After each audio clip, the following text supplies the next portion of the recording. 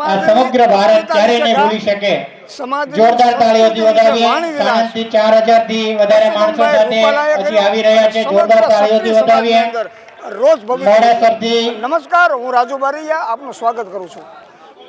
રાજકોટના લોકસભા મોડાસરથી અને ભાજપના કેન્દ્રીય મંત્રી પરસોત્તમભાઈ સરદાર વલ્લભભાઈ રાજકોટના એક સામાજિક કાર્યક્રમની અંદર પોતે કરી છે। ક્ષત્રિય સમાજ વિરુદ્ધ જે ટિપ્પણી ટિપ્પણીઓને લઈ સમગ્ર અખંડ ભારતના સ્વપ્નને સાકાર કરવા માટે એક રોજ ભભૂકી ઉઠ્યો। વર્ષોથી ગુજરાતના ગામ અને શહેરોની ત્રણેય યુગની જે શાસન દ્વારા ક્ષત્રિયોના હાથમાં હતી આવેદનપત્ર તો કોઈ જગ્યાએ પરસોત્તમભાઈ રૂપાલાના વિરોધમાં પુતળા દહન કરી અને રોજ ભભૂકી ઉઠ્યો છે। સમગ્ર ક્ષત્રિય સમાજના તમામ લોકોની એક જ માંગ છે કે પરસોત્તમભાઈ રૂપાલાએ જે સમાજના અસ્મિતા ઉપર જે ઘા કર્યો છે, સમાજની બહેનો દીકરીઓ ઉપર જે ટિપ્પણીઓ કરી છે, અને આ ટિપ્પણીઓને લઈ અમારે કોઈ સમાજ સાથે વાંધો નથી, અમારે કોઈ પક્ષની સાથે વાંધો નથી। પરસોત્તમભાઈ રૂપાલાની રદ કરવામાં આવે તે સમગ્ર સમાજની એક જ અવાજે માંગ કરી રહ્યા છે, જેને લઈ અમદાવાદ સહિતના શહેરોની અંદર વિરુદ્ધમાં સંમેલનો પણ યોજાઈ રહ્યા છે। અત્યારે ધંધુકાની અંદર ક્ષત્રિય સમાજમાં અસ્મિતા શ્રી પરસોત્તમ રૂપાલાનો તમારા માધ્યમથી હું આભાર માનું છું કે આજે ક્ષત્રિય સમાજને ક્ષત્રિય થવા ઉપર એને બધાને એકઠા કર્યા, અને આ સંમેલન જે થઈ રહ્યું છે જે એકતાનું પ્રતીક છે, જે સંગઠનનું પ્રતીક છે, અને ક્ષત્રિય સમાજ આજે પોતાની અસ્મિતા માટે પોતાની ઉપર જે ગરિમા છે એ ગરિમાને જ્યારે લાંછન લાગે એવા શબ્દો જ્યારે પ્રયોગ કરવામાં આવ્યા રૂપાલા દ્વારા, ત્યારે આ ક્ષત્રિય સમાજ એક થઈ રહ્યો છે। ક્ષત્રિય સમાજનો આજે આ જે કહી શકાય કે ગઈકાલે પણ તમે જોયું હશે કે રાજકોટની અંદર મહારેલી કરવામાં આવી, એ જ રીતે સુરેન્દ્રનગરની અંદર પણ મોટી સભા થઈ, ભાવનગરની અંદર પણ મોટી સભા થઈ, ભુજની અંદર પણ મોટી સભા થઈ, અને દિવસે ને દિવસે આ જનાક્રોશ જે છે વધતો જાય છે। એટલે આ રેલીઓ જે થઈ રહી છે, જે અલગ અલગ જિલ્લા તાલુકાઓમાં થઈ રહી છે, આ રેલી નથી પણ આ રેલો છે જે ભારતીય જનતા પાર્ટીના પગ નીચે અત્યારે આવી રહ્યો છે। આ પરસોત્તમ રૂપાલાના તો લઈને જ ડૂબશે, પરંતુ એની સાથે સાથે ભારતીય જનતા પાર્ટીના જે બીજા નેતાઓ છે એને પણ લઈને ડૂબશે, કારણ કે એક વ્યક્તિએ જે બફાટ કર્યો છે, એક વ્યક્તિએ જે વાણીવિલાસ કર્યો છે, એને કારણે આ સંપૂર્ણ ભારતીય જનતા પાર્ટી ભોગવી રહી છે। અત્યાર સુધી અમારો જે વિરોધ હતો એ વ્યક્તિગત રીતે હતો, કેમ કે પરસોત્તમ રૂપાલા સાથે જે વાણીવિલાસ કરવામાં આવ્યો એને લઈને અત્યાર સુધી અમે ક્યાંક ને ક્યાંક વિરોધ નોંધાવી હતા, પરંતુ ભારતીય જનતા પાર્ટીએ એમની ટિકિટ યથાવત રાખીને એના સૂરમાં સૂર પુરાવ્યો છે। એટલે કે ક્ષત્રિય સમાજને જે અપમાનજનક જે શબ્દો કહેવામાં આવ્યા એમાં પણ ભારતીય જનતા પાર્ટીની ક્યાંક સહમતિ હોય તો જ એની ટિકિટ યથાવત રાખવામાં આવે, બાકી ક્ષત્રિય સમાજ જો વાલો હોત તો ટિકિટ એની રદ કરી દીધી હોત। એટલે એવું લાગી રહ્યું છે કે ક્ષત્રિય સમાજ એને વાલો નથી, એને પરસોત્તમ રૂપાલા વાલા છે। તો ચોક્કસપણે કહીએ છીએ કે હવે જે લોકો જે ભાષામાં સમજે છે એને એની ભાષામાં અમે કરારો જવાબ આપીશું। આજના દિવસે અમારી ક્ષત્રિય સમાજની રણનીતિ તૈયાર કરવા માટે અમે બધા ભેગા થયા છીએ, અને આજે ક્ષત્રિય સમાજ પોતાની રણનીતિ તૈયાર કરશે, કેમ કે અત્યાર સુધીમાં જે જોવા જઈએ તો છેલ્લા અઠવાડિયામાં અમે આવેદન નિવેદનથી રજૂઆતોથી આગળ વધી રહ્યા હતા। આવેદન નિવેદનો રજૂઆતનો માધ્યમ હવે પૂરો થાય છે। હવે આક્રમકતા રીતે અને બીજા જે કહી શકાય જે લોકો જે ભાષામાં સમજે છે એના એ કઈ રીતે જવાબ આપવા, એ બધી જ બાબતોથી અમે આગળ વધવાના છીએ। હવે અમે આજે પ્રસ્તાવ પણ મૂકવાના છીએ। અસ્મિતા આજે કહી શકાય કે ક્ષત્રિય સમાજની જે મિટિંગ થઈ રહી છે એમાં સમસ્ત ક્ષત્રિય સમાજના ભાઈઓ એ ઉપસ્થિત થવાના છે, ક્ષત્રાણીઓ ઉપસ્થિત થવાના છે। ત્યારે જે રીતે અત્યારે તાલુકે ત્યારે કહી શકાય કે નિવેદનપત્ર દેવાનો જે કાર્યક્રમ થયો, એ જ રીતે હવે દરેક પોલીસ સ્ટેશનમાં માનહાનિનો દાવો દાખલ થવો જોઈએ, કારણ કે પરસોત્તમભાઈ રૂપાલાએ ક્ષત્રિય સમાજની માનહાનિ કરી છે। એટલે ડિફોર્મેશનનો કેસ ઇન્ડિયન પિનલ કોડ અંતર્ગત 501 અને 502માં જે જોગવાઈઓ છે એ જોગવાઈ અંતર્ગત અમે ડિફોર્મેશનનો કેસ દરેક જેટલા પોલીસ સ્ટેશનો છે એ પોલીસ સ્ટેશનમાં પણ ફાઇલ કરીશું, અને આગળના દિવસોમાં કઈ પ્રકારે કહી શકાય કે કાર્યક્રમો કરવાના થશે એ આજે શાંતિ આપણે ખ્યાલ આવી જશે। ધંધુકા ખાતે ક્ષત્રિય સમાજનું અસ્મિતા સંમેલન જ્યારે યોજાઈ રહ્યું છે, તેની અંદર સમગ્ર રાજ્યમાંથી જે ક્ષત્રિય સમાજના આગેવાનો અહીંયા સંમેલનની અંદર આવી રહ્યા છે। ત્યારે 2000 માણસ અને 200 ગાડી સાથે સુરેન્દ્રનગર અને મોડેથી કરણી સેના અને ટીમ આવી છે। જોરદાર તાળીઓથી એમને વધાવીએ। સાંભળીએ। સાથે ભાઈઓ આવ્યા છે, તમામ ભાઈઓને વિનંતી કે મંડપમાં જ પોતાનું સ્થાન લેશો, જરૂર પડે પાર્ટીશન આપણે પેલી સાઈડ ખોલી નાખીશું, મહેમાનોને જગ્યા આપશો।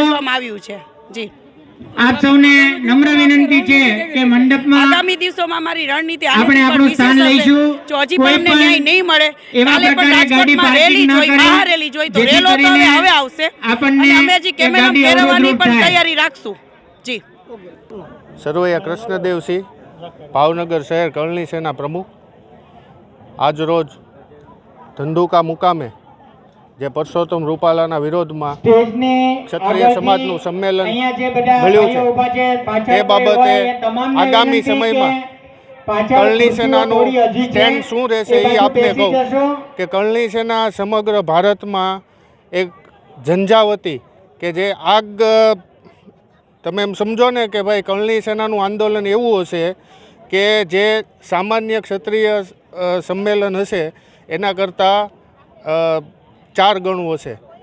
એટલે આપને જણાવવાનું કે ક્ષત્રિય સમાજને આજના સંમેલનમાં પરસોત્તમ રૂપાલાની જો ટિકિટ રદ નહીં થાય તો આગામી સમયમાં અમારા રાષ્ટ્રીય અધ્યક્ષ મહિપાલસિંહના આગેવાનીમાં અમે સમગ્ર ગુજરાત અને સમગ્ર ભારતમાં ખૂબ જ જલદ આંદોલન અને ખૂબ જ તે કળણી સેનાનું જે કહેવાય છે કે જેની છાપ છે એ પ્રમાણે અમે તમામ અમારું કરશું.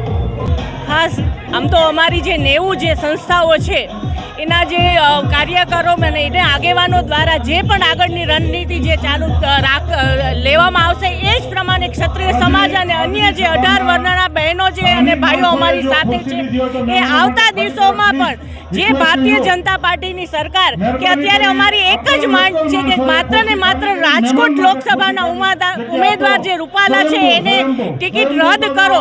જે ક્ષત્રિય સમાજ કે જેણે ભારતની અખંડિતતા માટે, એકતા માટે, લોકતંત્ર માટે જેણે સરદાર વલ્લભભાઈ પટેલના એક કહેવાથી હસતા મોઢે 562 જે રજવાડાઓ જેણે આપી દીધા, આજે એ જ ક્ષત્રિય સમાજ છે કે જેના રાજા મહારાજાઓ, જેની વિરાંગનાઓએ આ ભારતની સંસ્કૃતિ માટે થઈ અને બલિદાનો આપ્યા છે, ત્યારે આજે માત્ર ને માત્ર આ જે સમાજના બહેનોની ઉપર જ્યારે આવી નિમ્ન કક્ષાની જ્યારે ટિપ્પણી કરવામાં આવે છે ત્યારે માત્ર અમારી એક જ માંગ છે કે રૂપાલા સાહેબની ટિકિટ રદ કરો તો ભારતીય જનતા પાર્ટીના શાસકો અને વડાપ્રધાન શ્રી શું કામ એક ક્ષત્રિય સમાજની માંગ જે છે એ સ્વીકારતા નથી એ પણ જોવાનું જોઈએ. અત્યારે અમને એવું જ લાગે છે કે ભારતીય જનતા પાર્ટીનું પૂરેપૂરું નેતૃત્વ છે એ રૂપાલા સાહેબની છે એને સપોર્ટ કરી રહ્યું હોય એવું ચોક્કસ લાગે છે.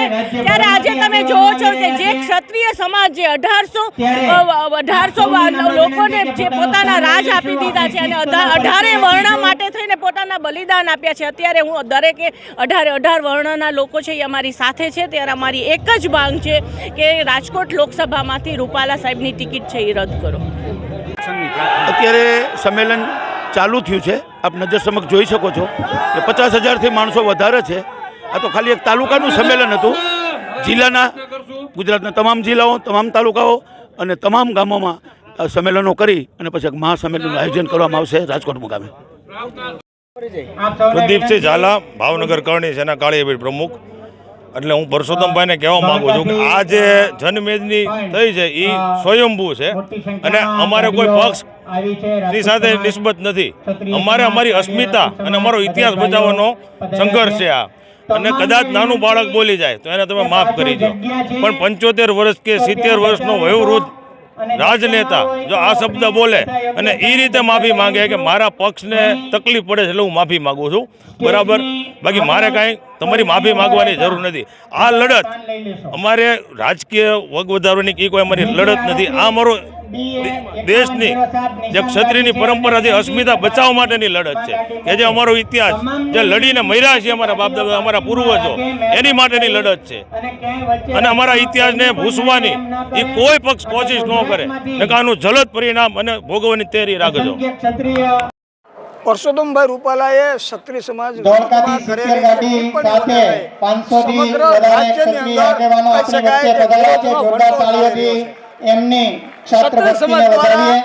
ઠેર ઠેર ઠેકાણે વિરોધ પ્રદર્શન થઈ રહ્યા છે, આંદોલનો થઈ રહ્યા છે,